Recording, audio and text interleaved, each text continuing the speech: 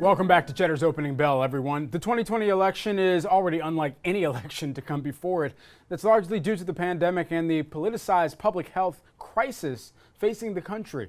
The most recent cover article in Time explores just how deeply the coronavirus has shifted the presidential race. Joining us now is Molly Ball, Time National Political Correspondent, who wrote that article. Molly, great to have you here with us today, and thanks for taking the time.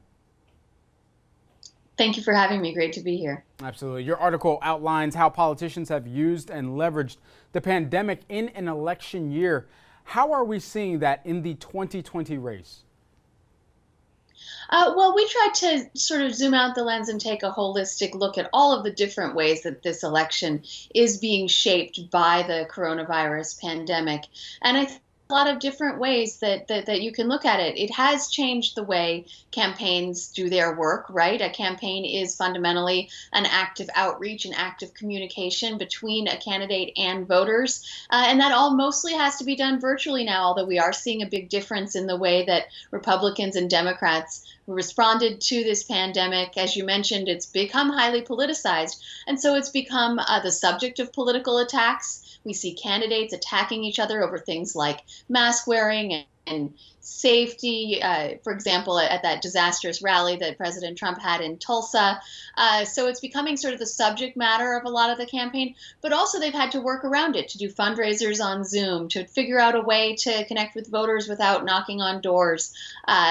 Or if they are knocking on doors, to do it safely in a way that respects the guidelines. And of course, it has changed the way that we vote or the way that we will vote. We've seen in the primaries so far this year a lot of changes in voting processes and procedures, and that is potentially a disaster waiting to happen given how fragile our election infrastructure was even before all of this. And then lastly, it's really had an effect on the national mood, the things that voters prioritize, the things that we care about, what we're looking for in our leaders.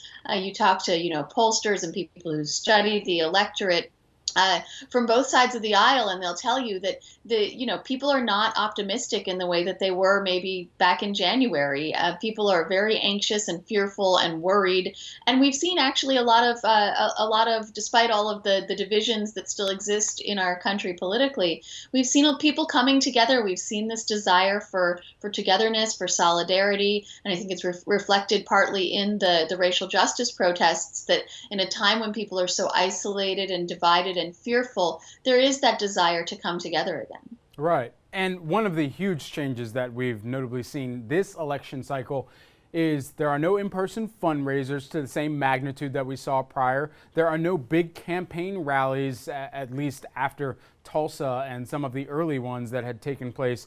And so with all of this shifting online and some of these events now taking place over a digital realm, how has that impacted, let's start with the president and his re-election bid? Yeah, well, obviously the president would like to get back out there on the trail. The rallies are such a big part of his sort of political self-identity, and people around him talk about how annoyed he is, how much he misses it. That feedback that he gets from his fans, the roar of the crowd whenever he says something, provocative or outrageous. So the Trump campaign, before any of this happened, was already producing a lot of content, primarily for Facebook. But that's really become much more central to the message now, because there isn't that opportunity for the president to go out on stage. He's also doing what he's calling tele-rallies, but these are really just conference calls. It's an audio-only invitation that goes out to his supporters in targeted states so they can feel like they're getting a sort of personal audience with the president, but it's not the same connection. And we've seen the president tweeting about things like how many people were out on the streets as his motorcade passed by in states that he visits for official business, Right. because he needs that sort of that metric of the crowd sizes and the people's response to him to sort of give him that adulation that he craves. And then additionally here to the same thread, Joe Biden has been in his basement much of the time doing interviews from there. What do you make of the Biden campaign and how they are adjusting to this right now?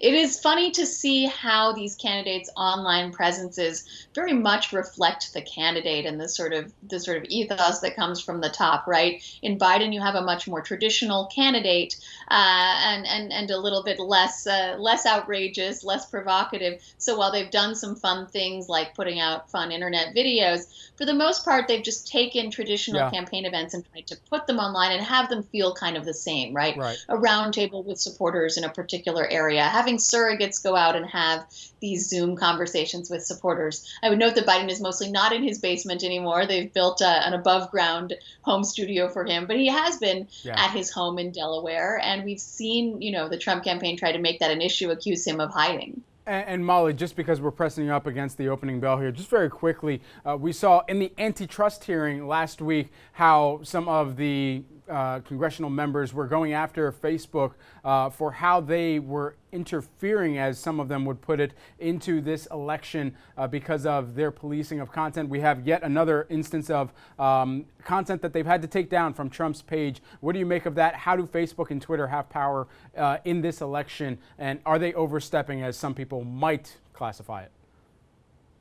Yeah, no, I'm really glad that you made that connection because it really points out the fact that the internet was a big realm of the campaign before COVID came along, and a really contested space, a really almost my colleague Charlotte Alter calls it almost another battleground state, right? Hmm. Candidates trying to dominate the digital space, and dealing with the vagaries of these platforms, the control that they have over the messages that candidates can put out. And it's obviously very contested and a source of a lot of angst for campaigns and for their audiences. Absolutely. Molly Ball, who's Time National Political Correspondent. Wish we had more time here today with you, Molly, but excellent reporting, and thanks so much for joining us this morning.